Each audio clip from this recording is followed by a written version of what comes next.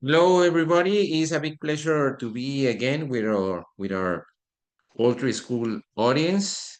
It's a big pleasure having with us Marian Dawkins. I think I don't need any introduction for her. She has been working with animal welfare for so much. She has a lot of papers and from the University of Oxford. And she will be talking to us today about smart farming and technology and to improve animal welfare. And like always, this webinar is going to be recorded and we will share this in our platforms in 1 week and a half. So, Marianne, thank you very much for your time. Thank you very much for your willingness to share knowledge. So the time is yours. The presentation is going to be around 35 minutes. And if somebody has any question, we'll have another 5-10 minutes. So thank you, Marianne. You can go. Thank you very much, Rodolfo. Hello, everybody. Rodolfo's asked me to talk about smart farming technology and animal welfare, but I thought before I started, I should just let you know uh, a bit about myself, where I'm coming from. First of all, my background is in animal behavior. I work at the University of Oxford. Um, I have absolutely no connection at all with any campaigning organisations or animal welfare campaigning organisations. Um, in fact, I feel quite strongly that science and the campaigning should be kept quite separate.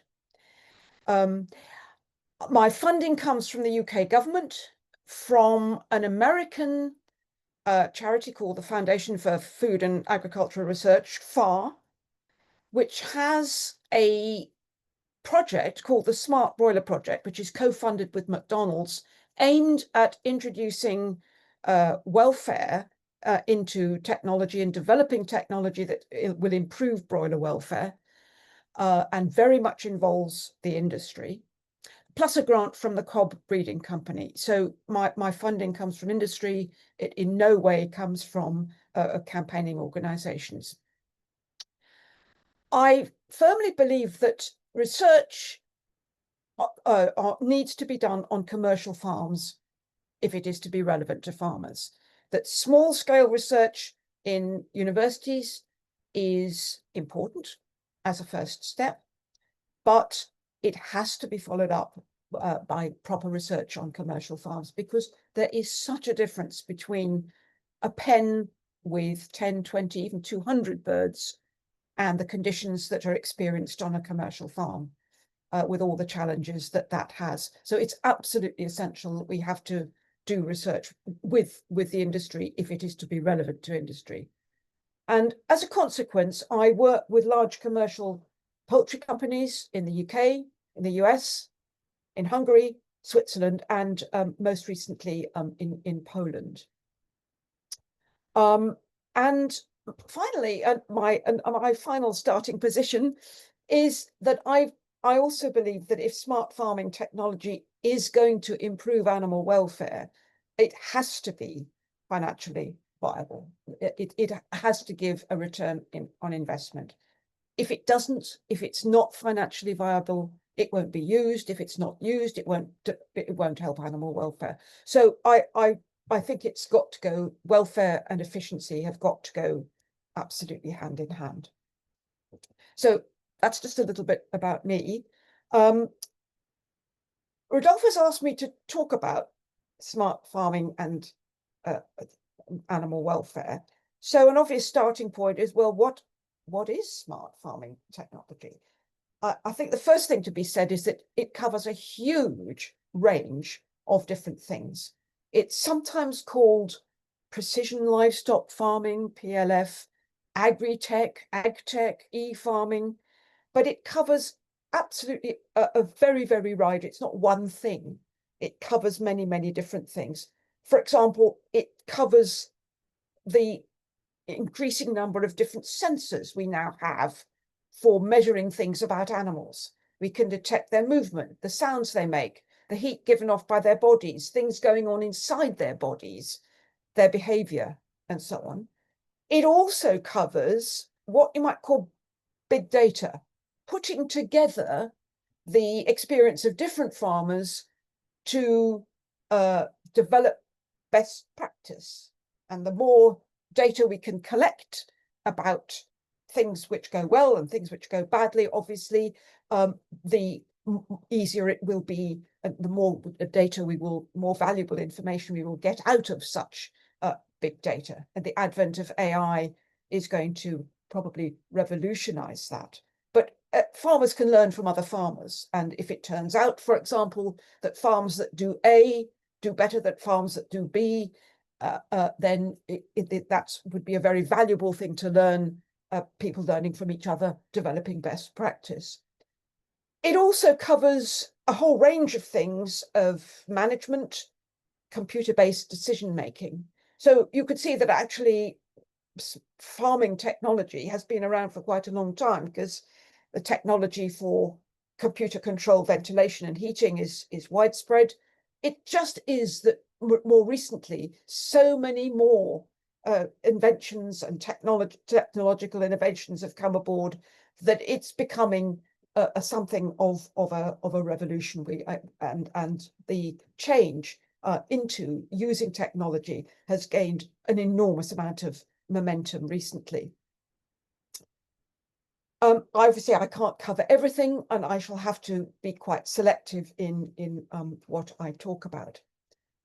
Potentially, there are huge benefits of technology for animal welfare.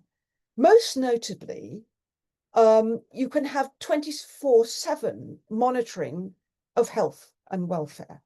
And this can lead to early warning of problems. So that whereas a stock person on their own would be able to visit a sheds 2 or 3 times a day, now that person could have 24 monitoring, keep an eye much more of the time on their animals.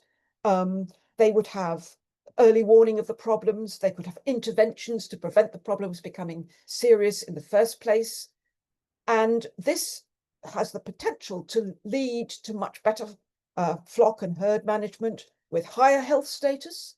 Higher health status leads to less need for medication, lower mortality. It could also lead to much improved working environment for staff and less staff turnover, more time for contact between stock people and animals. And it can also be used for designing animal-centered environments that are actually suited to the animals themselves. But we have to face it that this technology has its critics. It could backfire quite badly. And many people have argued that it could have a bad effect on animal welfare. For example, Peter Stevenson, who was at that time head of a campaigning organization called Compassion in World Farming, argues that there is a danger that in facilitating the management of intensive systems, PLF, i.e. smart farming, could entrench the use of systems that have low potential for delivering good welfare outcomes. And Frank Tochens and his group, from a more academic standpoint, argue we need to be on our guard that PLF does not become yet another advancement to further production efficiency in which animals pay the price. So the critics argue that actually technology might and has the potential to facilitate further intensification, which they don't like, may actually damage animal welfare through larger group sizes and less human contact with animals. And I think it is important to take this on board, that in the search for efficiency, animal welfare might get lost unless we're careful. I would just add a third criticism of the smart farming, which is very often a lot of claims are made for it, but that the advantages are not always yet demonstrated. We still have a lot to do on that point of view. So how can we ensure that this new technology improves animal welfare rather than damaging it?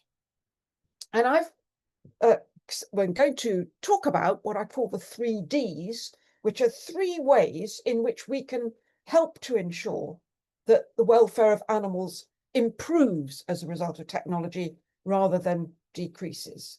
And the 3Ds are, first of all, a good definition of welfare. It's absolutely, everybody goes around saying, well, what is animal welfare? How do we measure it? And that kind of thing. It's absolutely essential that we have a clear definition of animal welfare that everybody can agree on. When I say everybody, I mean the campaigning groups, the NGOs, consumers, scientists, farmers. Everybody agrees is a good, because if we don't have a good definition of welfare, it's going to be impossible to say whether the technology has improved it or not. And the second thing that a good definition of welfare has to have for smart farming is, of course, something that can be measured by computer. It's no good somebody saying, well, I just know what good welfare is. I can look at an animal and just know. If you want the computer to measure it, you need to be a little bit more down to earth than that. So the first requirement for making sure that welfare is embedded in smart technology is a good definition. The second requirement is you have to actually demonstrate that the technology really does improve welfare in practice on commercial farms. As I say, not just in small pens in the university, but actually out there in the full glare of challenges that farmers face. And the third requirement is there has to be a return on investment. The bottom line is that if it doesn't pay, it won't be implemented. So I've called the third D dollars, just to emphasize that we have to have efficiency as well as welfare if the welfare bit is to succeed.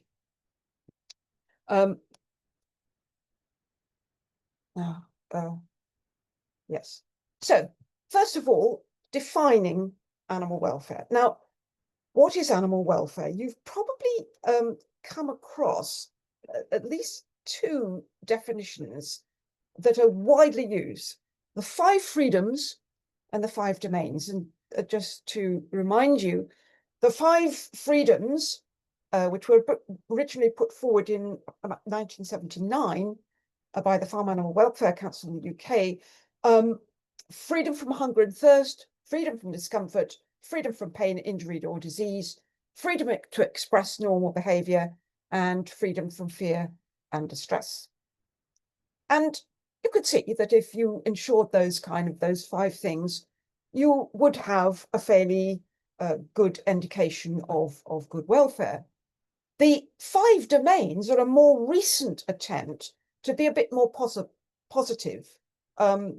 The David Mellor and his group in New Zealand, who put forward these 5 domains, argued that the 5 freedoms were quite negative. They were all about what should not happen to animals. They shouldn't be hungry, they shouldn't be uncomfortable, they shouldn't be in pain.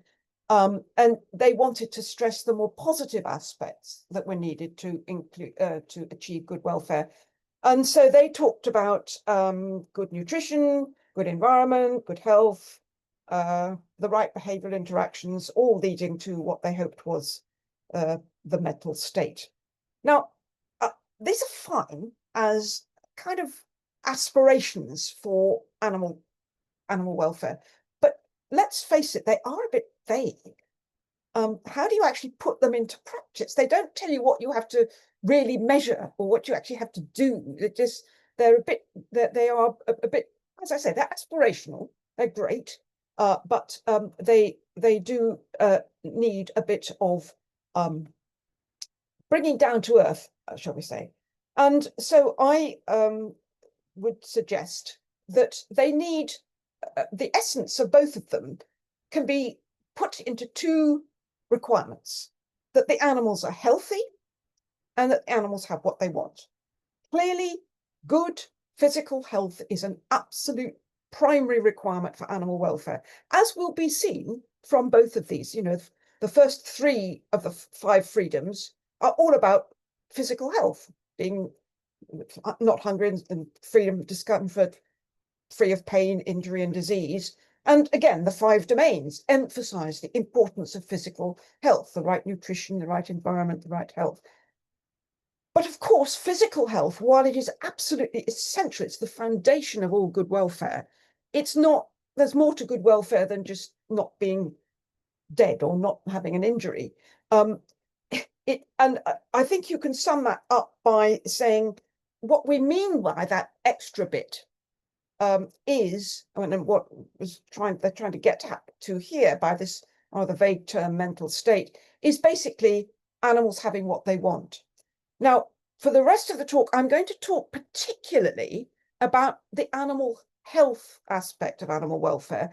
But before I do that, I want to just take a bit of time to emphasize that it is not the only thing we need to worry about. And as we move forward in the future, we will see that is what we have to move on to, which is this extra bit, this animals having what they want. And I just want to emphasize that we can ask animals what they want, and technology can help us to measure that.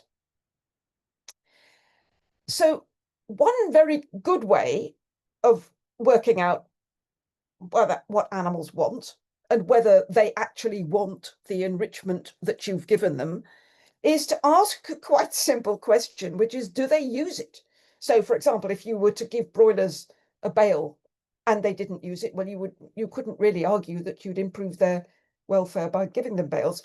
But if they use it a lot and they stand on it and they sit on it and they sit against it and they peck at it, then you can say this is something that, well, you've given them something that they want. Or if you give them, if you're dealing with free range poultry and you give them a shelter and they use it, then animals using what you give them suggests that they like what you've given them. You've given them something that they want.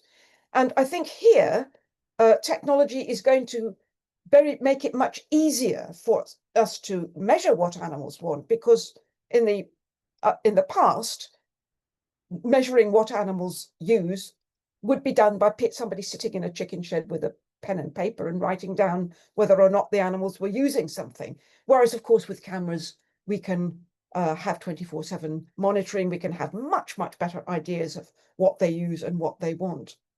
The second way technology can help us understand what animals want is by asking whether they work for it, how much they actually want to do it. I know this isn't poultry, but I can't help giving this beautiful example of dairy cows that use these rotating brushes. And the cows like the rotating brushes so much that they will learn to switch them on for themselves. And they will push really heavy weights in order to get to their brushes.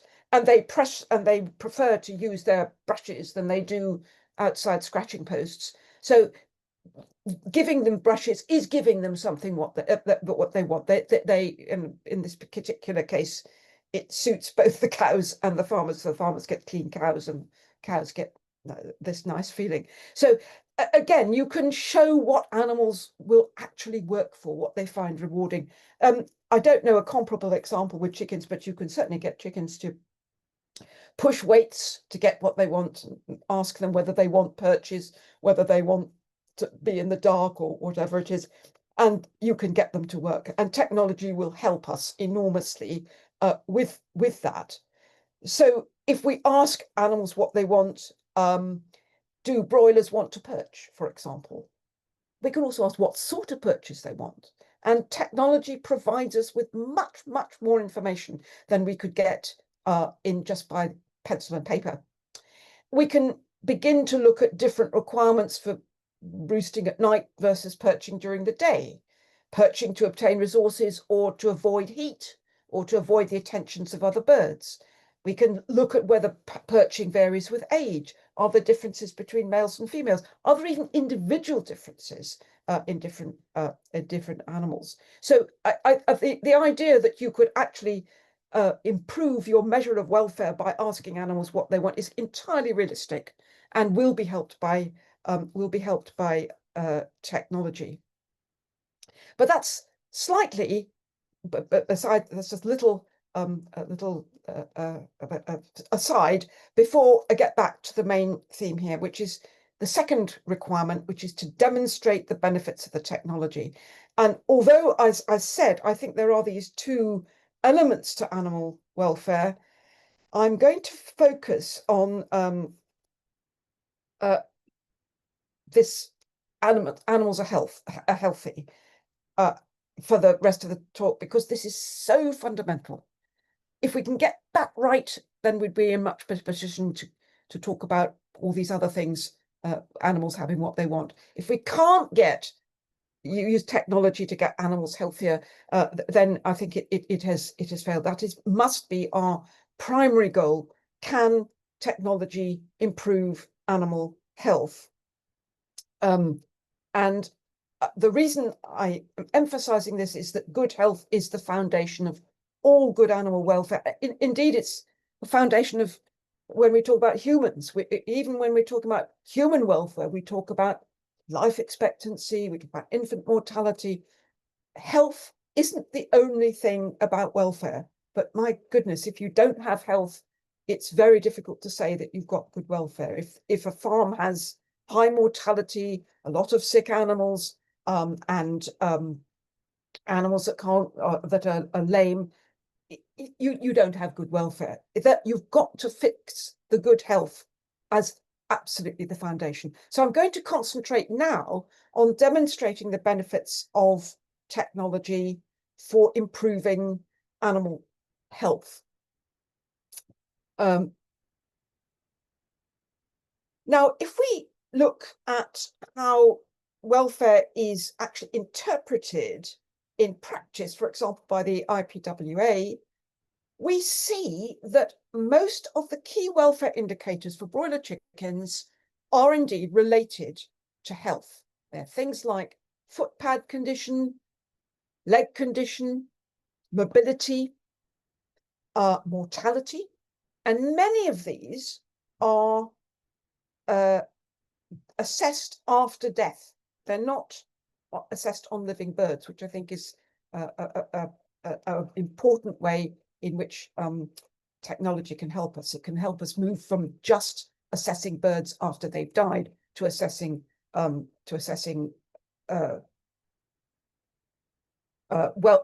birds. Now, so the question then becomes, can smart farming deliver better poultry health? And I obviously, as I say, smart farming covers so much that I can't possibly cover everything. So what I'm going to do is to take one particular example that we've worked on. It's called optic flock. I'll explain what it does, and ask to what extent it does actually deliver this basic feature of animal welfare. We now have a huge number of different ways in which we can assess welfare at both flock and individual level. We can use cameras to track individual birds around. We can put radio tags on them. We can record their sound. We can record the temperature that they are emanating from different bits of their body. But one important issue is, for poultry farming, I think, whether we're dealing with flock level or individual levels of welfare. Now, obviously, welfare is to a certain is an individual level. It's an individual that suffers or experiences good conditions. But whereas dairy farmers and farmers that deal with large animals can operate at an individual level, I think there's a big difference for poultry farmers. On a dairy farm, a cow can be treated as an individual. She can be fed and medicated as an individual, totally adjusted to her particular requirements. And the reason for that is that there are relatively small numbers of large animals, so each animal contributes consistently large percentage to the output of the farm. But poultry farming is completely different. Poultry farmers are dealing with thousands of birds at a time. They cannot cater to the needs of an individual bird about when to change the drinker height, or when to change the lighting, or when to change the food or medication. They have to take decisions that apply to the whole flock. It is not precision livestock farming. It's got to be taken at flock level. So it seems to me that therefore at this moment, maybe things will change and the individual will become more important as the technology progresses. At the moment, poultry farmers need flock level measures of welfare to help them with their flock level management decisions. And this was why we developed a system called Optic Flock, which has automated assessment of broiler chicken welfare. As you know, over 70 billion chickens are reared for meat each year. Public concern for welfare is growing, but there is currently no easy way of measuring welfare in living birds while the birds are still alive. As I mentioned, most of the key welfare indicators are assessed after death. So we decided that it was really important to look at flock level measures of live birds. And it's a very simple system. It consists of an ordinary CCTV camera linked to a small computer in the next room. And the small computer does all the image processing locally, which means that only numbers need leave the farm. There's no communication with a cloud, no need for images to go off the farm or anything like that. Everything is done locally, so it's very, very secure. Only numbers are preserved. And then it appears on, the results can appear on a PC or on a tablet. It's designed to be inexpensive, very secure, to give continuous 24/7 monitoring and to give early warnings of problems in living birds. So, as I say, it does not follow individual birds. It uses the movements of the whole flock, the fact that you've got, as you can see, you've got birds moving around. It analyzes the movements of the whole lot. So it is a flock level measure of welfare. And our key finding, the one that we have now replicated many times, is that healthy flocks have very different patterns of movement from unhealthy ones. High welfare flocks, by which I mean ones that have low mortality, low heartburn, low footpad dermatitis, good gait scores, they move more, as you might expect, they're more active, but they also move in a different way. They're quite uniform. Whereas the low welfare flocks, by which I mean flocks that have high mortality, high heartburn, high levels of footpad dermatitis and poor gaits, they move less and less active, but they also move in different ways. They're just much more variable. And our cameras initially show the average level of flock movement. This is just a sample of what the cameras produce. This is a 3-day record of birds between 15 and 18 days old. And you can see here the lights come on, the sudden increase in activity, which varies up and down during the day. Then the birds put themselves to bed before the lights go off. So they are a bit active at night, but obviously there is movement at night, but much less, and then you get this very characteristic pattern. But that's only one of the things we look at. Optic flock it's interested in activity, and I think a lot of the farmers like to see these activity traces. But we also analyze the patterns of movement. As I say, it's the way in which the flocks move to give our welfare measure. And what it produces is a verdict on flock health, which is updated every day like this. The way to read this graph is, this is the average of a lot of flocks. And here is a flock that is rather below average, but seems to recover towards the end. And this is what would appear on the tablet or the screen. And just to show you the sort of thing, I mean, here is a flock which had a final level of 70% heartburn, and you can see it was in the red very early on. Here's a flock which had very good levels, no heartburn at all. And you can see right from the beginning, it was above average. It resembled other flocks. So it's a way of comparing flocks with other flocks of known welfare status. Here is another way in which Arctic flock has been useful, in this case, in detecting infection.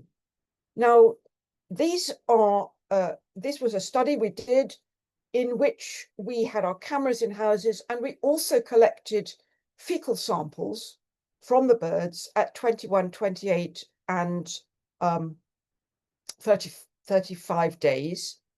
And we tested them for the stomach infection Campylobacter. And the green are the flocks that remained Campylobacter free all their lives. The blue are the ones that tested positive for Campylobacter at some stage. And you can see that, again, this is Arctic flock is able to pick out the ones that remain infection free from the ones that had Campylobacter. But the point I want you to notice is that the separation was very early. It was in less than a week old, before there were any clinical signs at all of the infection. So it's picking out something that is before clinical signs. Here's another one. This is a comparison here. This is the average for a farm. And these are flocks that were free of laryngeal tracheitis. And this is a flock which was infected, and you can see right early on it was distinctive. We were able to pick out that flock. So we have demonstrated results. It's now been tested on over 600 commercial broiler flocks in the UK, US, Switzerland, and Hungary. It's shown that it can predict key welfare outcomes such as mortality, leg and foot health, infection in 4-day-old chicks. It can combine with existing measures such as water use, body weight, to give a more accurate and an earlier picture of flock progress. And it can warn, it can give early warning of problems, enabling interventions to take place and therefore flock management to be more successful. But I said there was a third D. There are dollars, making welfare pay. The pressures on farmers are rising. There are huge costs now of rising costs of feed, of labor, of more regulation, of environmental requirements that are all have to be balanced against animal welfare. And I think a very useful guide was the McKinsey report that was published late last year, which really emphasized how important the return on investment is. It's quite interesting. The title of the article was "The End of the Era of Nice to Have Projects." And in other words, that actually it is really important, saying, given the current macroeconomic environment, the priority for farmers today is improving productivity. And they were saying, yes, of course, farmers are adopting agri-tech, but slowly. And the adoption is correlated with the return on investment. And they feel that the advantages just simply haven't yet been demonstrated. They are waiting for the real evidence that it's going to improve return on investment. That is absolutely the bottom line. And we have to face up to the fact that what is good for welfare does not always improve efficiency. Lower stocking density, for example, is often going to make be very much more expensive per bird. Enrichments are costly to buy, to clean. They get in the way of efficient collection and so on. They cost money. So it is absolutely essential for welfare to take cost to producers into account if it is to use, if it's to achieve its aim. The good news is that there are often benefits to both welfare and efficiency. You can tick 2 boxes because good welfare and production efficiency both lead to lower mortality, which gives you less waste, more to sell, and so on. Lower levels of injury gives you a higher quality product, and so on. You get lower disease levels, lower risk of human infection, less use of medication if you have healthier flocks. So there are benefits that can, there are win-win situations. Not every situation is win-win, but there are win-win situations to be had out there. And it is good news that the food industry now does prioritize animal welfare. You've got the big food companies really putting animal welfare up there. McDonald's, for example, with a global commitment to source chickens raised with improved welfare outcomes. Cargill takes pride in being an industry leader in animal welfare. Purdue, animal welfare is an important part of our company stewardship, and so on. That is good news as well.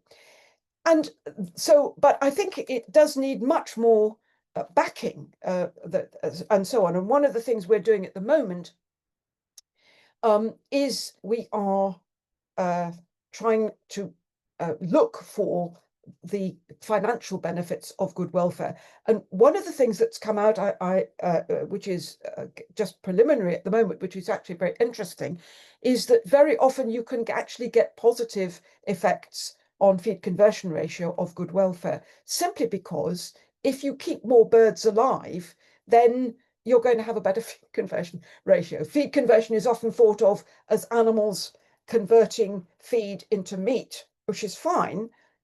But if you've got animals that are very good at converting feed into meat, but they die before their clearance, then that's going to be wasted, and it's going to have a very adverse effect on your feed conversion ratio. So healthy animals are going to help your feed conversion ratio. There's a sweet spot where actually things will pay. Not always, but they will be. And I think good welfare, by improving mortality rates and downgrades, can have a direct effect. So that's one of the things we're pursuing at the moment, the enormous importance of the financial benefits of good welfare. So I suppose really what I want to leave you with is the idea that technology, if it's going to succeed, if it's going to be adopted, needs to deliver welfare and efficiency. That welfare alone without efficiency will not have, it can't have the support of farmers. They have to be able to make a living. And efficiency alone will not satisfy public demands for better welfare. In fact, it might actually put people off the animals reared with as under smart farming. So, in conclusion, I would argue that smart farming technology has enormous potential for advancing animal welfare because of the facility it gives for 24/7 monitoring, for warning of problems, of giving early warning so that you can intervene before things become serious. For a whole range of reasons, it does have a great potential for improving animal welfare. I've described one system, Optic Flock, amongst many, that has shown how the welfare of broiler chickens can be improved by automated measure of bird health. And I've also argued that the 3Ds, technology needs these 3Ds, definition of welfare, demonstration of improvements, and actually demonstration of the dollar value of what is proposed if it is going to succeed. So thank you so much for listening, and I would just like to thank my colleagues for their help in this study. So thank you for Marianne, that. thank you very much for your presentation. I think that, well, put a lot of information, and we hope that this information can help the industry. And I think we don't have any questions in the audience. So, like I said before, we will be sharing this video in the next couple of weeks. And Marianne, thank you very much this valuable information, and we're very we were expecting to have more collaboration with you. Thank you very much. Thank you. Thank you. Bye bye.